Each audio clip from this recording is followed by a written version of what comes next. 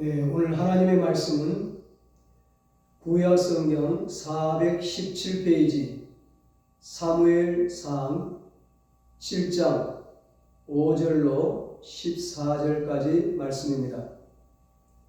본문을 한번 읽고 말씀을 들으시면 감사하겠습니다.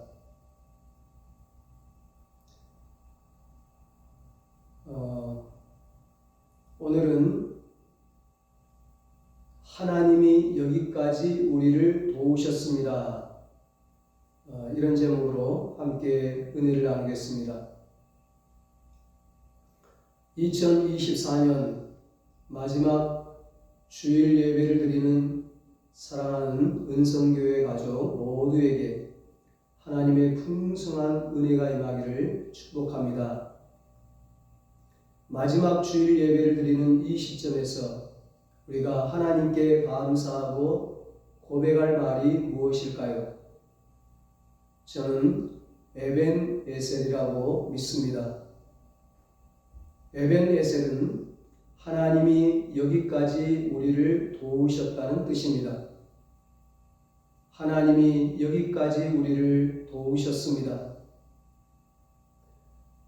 하나님이 개인적으로나 국가적으로나 너무나 힘든 올 한 해 동안 그리고 나의 모든 생애 동안 여기까지 도와주셨습니다. 하나님의 도우심으로 지금까지 살게 된 것을 감사하면서 이 시간 하나님께 예배를 드리는 것입니다.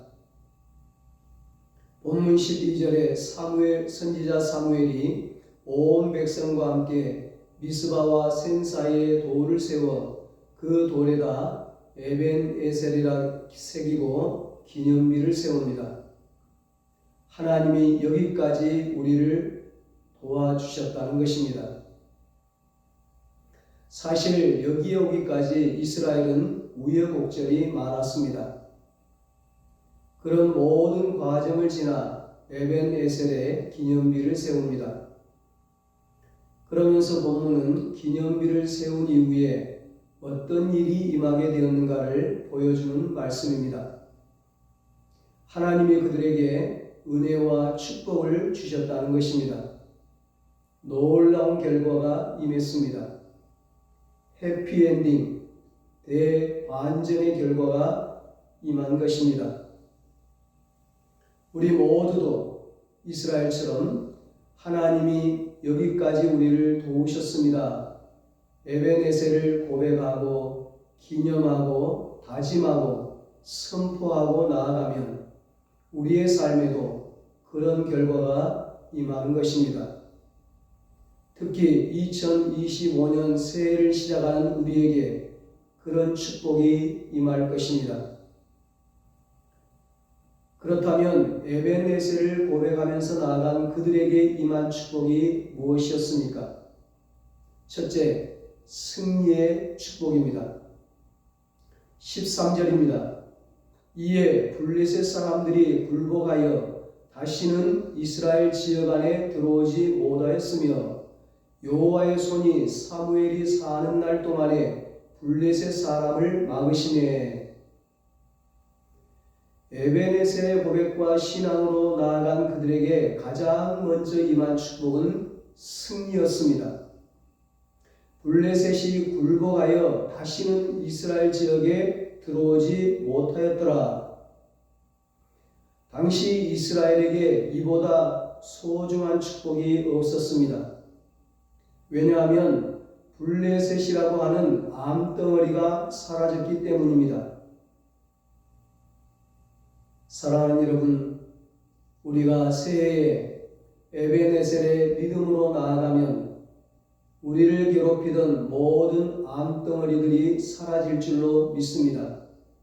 질병의 암덩어리들이 사라질 줄로 믿습니다. 가정의 암덩어리들이 사라질 줄로 믿습니다.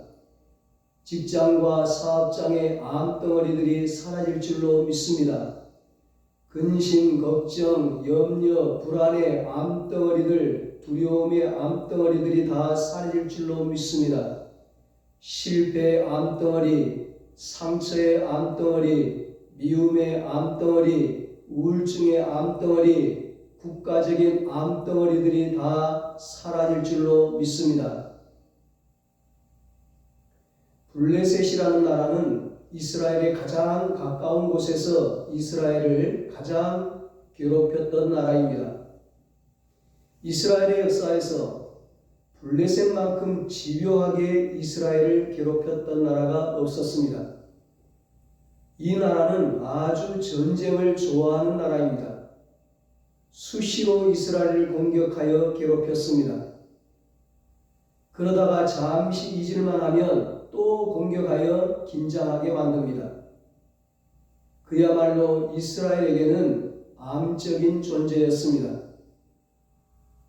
본문에 굴복과 승리가 오기까지 앞부분에 보면 이스라엘은 이들과 두 번의 큰 전쟁을 치릅니다.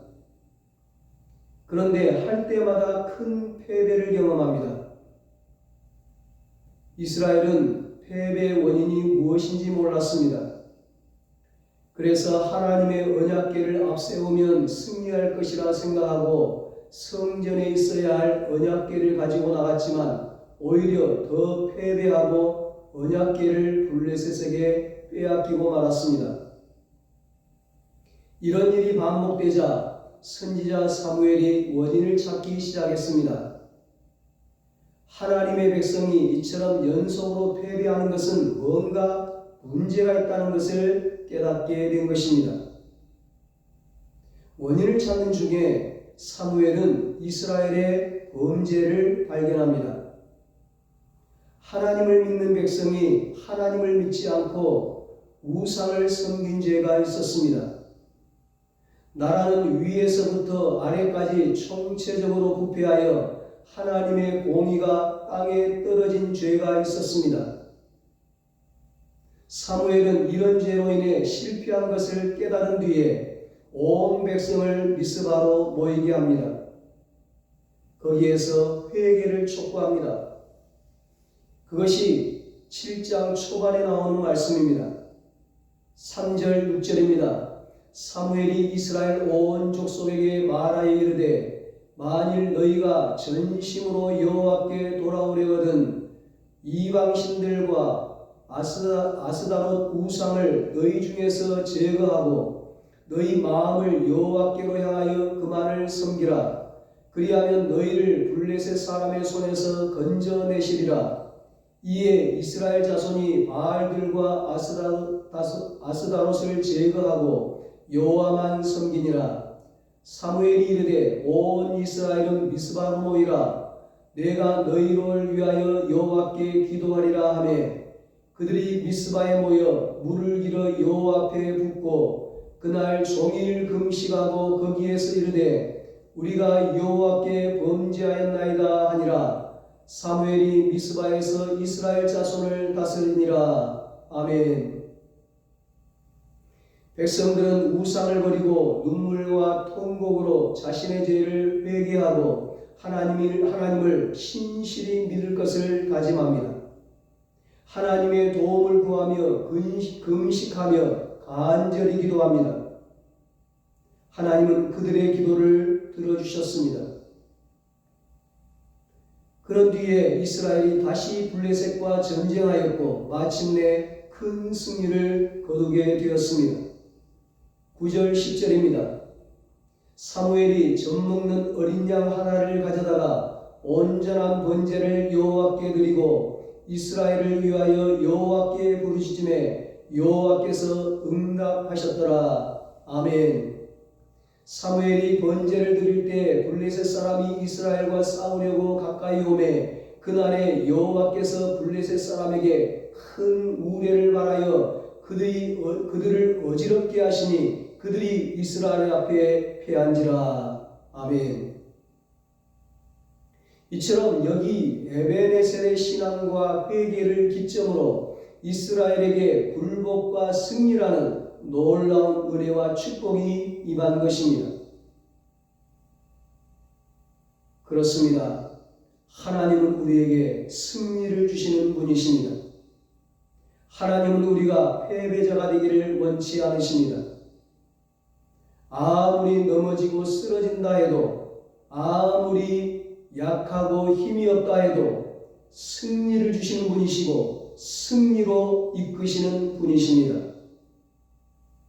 그래서 잠언에 보면, 잠언 성경에 보면 의인은 7번 넘어져도 다시 일어난다고 잠언 24장 16절에 강조합니다.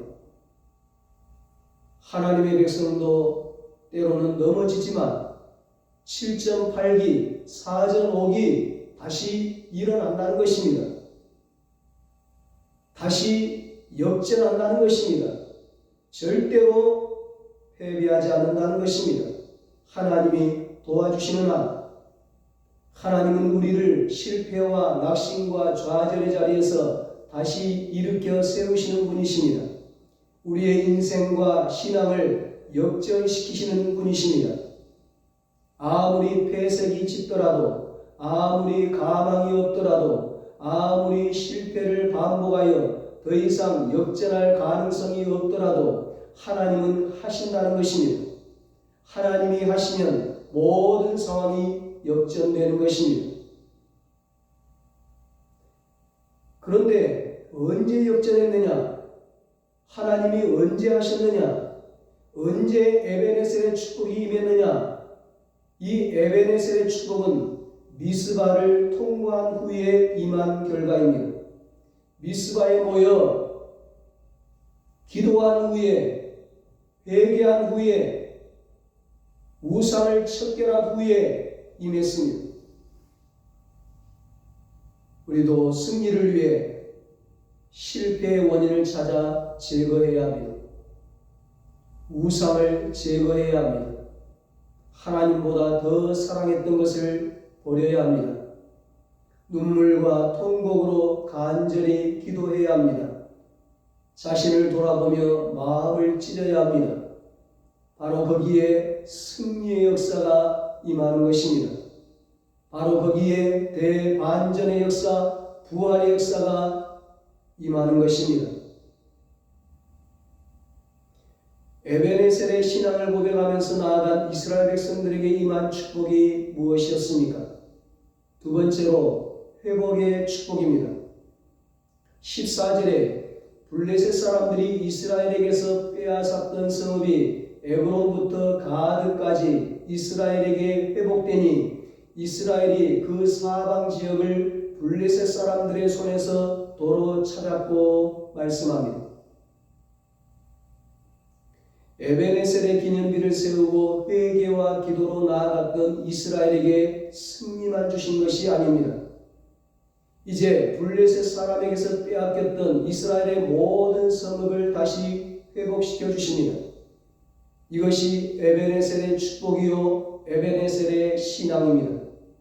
에베네셀을 기점으로 다 되돌려지고 모두 회복되었다는 것입니다. 블레셋과의 전쟁에서 이스라엘은 잃은 것이 많았습니다. 땅도 많이 잃었지만 사람도 잃었습니다.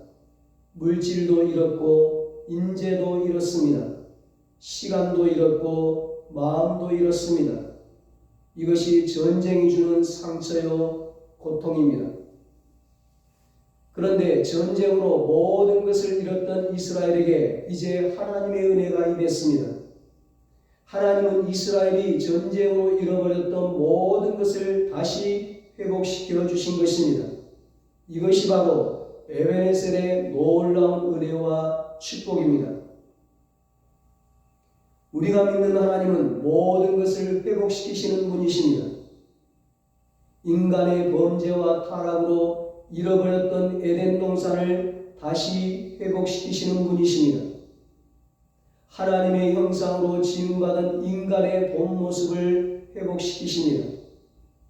고난과 아픔과 시련으로 잃어버렸던 모든 것을 다시 회복시켜 주시는 분이십니다. 성경의 이야기는 이런 회복이 우리에게 큰 위로와 소망을 주는 사건으로 늘 기록되어 있습니다. 동방의 의인이었던 욥은 한순간에 모든 것을 잃어버렸지만 하나님을 원망하지 않았습니다. 너무나 절망적인 상황이었지만 그러나 하나님을 떠나지 않았습니다. 다 잃어버렸지만 믿음만은 잃지 않았습니다. 하나님만은 잃지 않았습니다. 그런 욥에게 하나님은 갑절의 축복으로 회복시켜 주셨습니다. 우리가 이런 하나님을 믿고 이런 하나님을 바라보고 나아가야 합니다. 우리가 어떤 경우에도 믿음만 잃지 않으면, 신앙만 잃지 않으면, 기도만 잃지 않으면, 사명만 잃지 않으면, 하나님만 잃지 않으면, 하나님을 떠나지 않으면, 하나님만 떠나지 않으면 놀라운 대반전의 역사가 일어나는 것입니다. 끝까지 하나님을 붙잡고 하나님을 의지하고 하나님을 바라보고 하나님을 믿고 하나님께 부르짖으면 하나님은 반드시 다시 회복시켜 주십니다. 지금까지 여러분이 잃어버린 것이 무엇입니까? 새해에는 그 모든 것이 다 회복되는 은혜가 임하기를 축복합니다.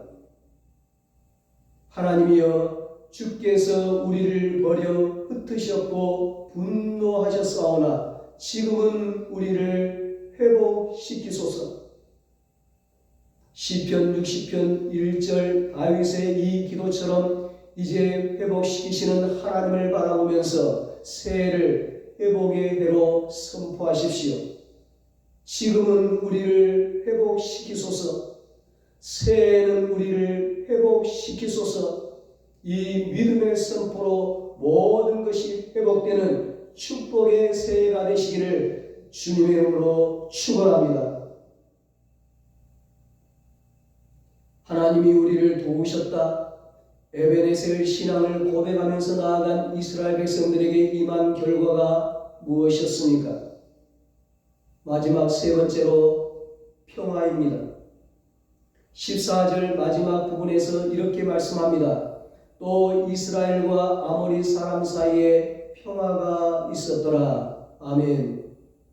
이것이 에베네셀의 신앙과 고백 속에 나타난 마지막 결과입니다. 승리, 회복, 그리고 평화가 그들에게 임했습니다. 이 평화가 오기까지 이스라엘은 두려움과 공포에 떨어야 했습니다. 염려와 불안과 근심과 걱정이 떠날 날이 없었습니다. 연일 전쟁에서 패배한 그들은 하루도 편하게 살지 못했습니다. 사랑하는 자식과 가족이 전쟁으로 죽어나갔습니다. 나라는 언제 더 큰 위기를 맞을지 모르는 상황입니다. 양식도 떨어지고 추위와 배고픔으로 하루하루가 지옥 같은 삶이었습니다. 지금 살아있지만 그들은 산 것이 아니라 날마다 죽음의 공포와 위기 속에 두려움으로 지냈습니다. 그런 이들에게 하나님은 에벤에셀의 고백을 하게 하셨습니다. 하나님이 여기까지 우리를 도우셨고 앞으로도 도와주실 것이라고 굳게 믿었습니다. 그러자 그들에게 평화가 임했습니다. 마음에는 평안이, 삶에는 평화가, 신앙에는 화평이 임한 것입니다. 그 평화 속에 이스라엘은 모든 걱정과 염려와 두려움에서 벗어나 진정 하나님을 믿는 백성으로서 자유함을 누리게 된 것입니다. 평화는 하나님의 본심입니다. 평화는 우리 모두의 소망이고 이 세상에 사는 모든 이의 간절한 바람입니다. 그럼에도 불구하고 세상은 평화를 이루지 못합니다. 세상은 결코 평화를 만들지 못하고 평화를 주지 못합니다. 아무리 사람이 평화를 원해도 되지 않습니다. 강대국 미국이 나서도 유엔이 중재해도 잘 되지 않는 것입니다. 평화는 사람이 만드는 것이 아니라 바로 하나님이 하시는 일입니다. 주님은 두려움과 근심으로 불안해하고 있는 제자들에게 이렇게 말씀하셨습니다. 평안을 너희에게 끼치노니 곧 나의 평안을 너희에게 주노라. 내가 너희에게 주는 것은 세상이 주는 것 같이 아니하니라. 너희는 마음에 근심하지도 말고 두려워하지도 말라. 아멘. 요한복음 14장 27절 말씀입니다. 우리의 삶에 두려움이 사라지지 않습니다. 걱정과 염려와 한숨이 사라지지 않습니다. 새해를 맞이하면서 벅찬 기대감으로 출발하지만 여전히 안개와 같은 우리의 앞날로 인해 예상치 못하는 사건으로 인해 국가의 혼란으로 인해 우리가 불안할 수 있습니다. 눈에 보이는 현실과 당면한 문제로 염려하고 고민하고 걱정하며 지낼 수 있습니다. 그런 우리에게 이 시점에서 정말 필요한 것이 무엇이겠습니까? 바로 평화입니다. 마음의 평안이요 신앙의 평화입니다. 이 평화는 세상이 주는 것이 아니라 하나님이 주시는 것입니다. 에베네셀을 고백하고 그 신앙으로 나아가는 이스라엘 백성에게 또한 우리에게 주시는 놀라운 하나님의 축복이요 은혜입니다. 무엇이 우리를 두렵게 합니까? 어떤 것이 우리를 걱정과 염려와 근심으로 몰아갑니까? 이제 우리 모두 에벤에셀의 기도를 드려야 할 때입니다. 에벤에셀의 신앙이 있어야 합니다. 하나님이 여기까지 우리를 도우셨습니다. 지금도 도우시고 앞으로도 도와주실 것입니다. 지금까지 살아온 것이 하나님의 은혜였고 앞으로도 믿는 자는 하나님의 은혜로 삽니다. 지금까지 도우신 하나님께서 앞으로도 책임지실 것을 믿어야 합니다. 하나님이 이끄시고 능력으로 역사하실 것을 바라보아야 합니다.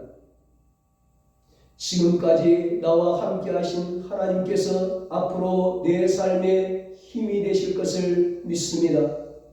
내 삶의 승리가 되실 것을 믿습니다. 내 삶의 회복과 축복이 되실 것을 믿습니다. 이제 모든 걱정과 두려움에서 해방되어 자유하시고 하늘에서 내려오는 참된 평화의 축복을 누리시기를 바랍니다. 매년 연초가 되면 지식 있는 사람들이, 대학 교수들이 새해 소망을 담는 사자성어를 발표합니다. 그러나 인간이 만든 사자성어가 무슨 소망이 있겠습니까? 하나님이 우리의 소망이요 하나님이 우리의 희망입니다. 2024년 한 해를 보내고 2025년 새해를 맞이하는 여러분과 저에게 하나님께서 주신 신앙의 사자성어가 바로 에벤에셀입니다. 하나님이 여기까지 우리를 도우셨습니다. 그리고 새해에도 우리를 도우실 것입니다. 장래에도 우리를 도우실 것입니다. 영원토록 우리를 도우실 것입니다. 이 신앙으로 나아갈 때 분명 승리와 회복과 평화의 은혜를 주실 줄로 믿습니다. 이 믿음으로 한 해를 마무리하고 축복의 새해를 맞이하는 여러분과 저가 되시기를 예수님의 이름으로 축원합니다. 기도하겠습니다. 하나님 아버지,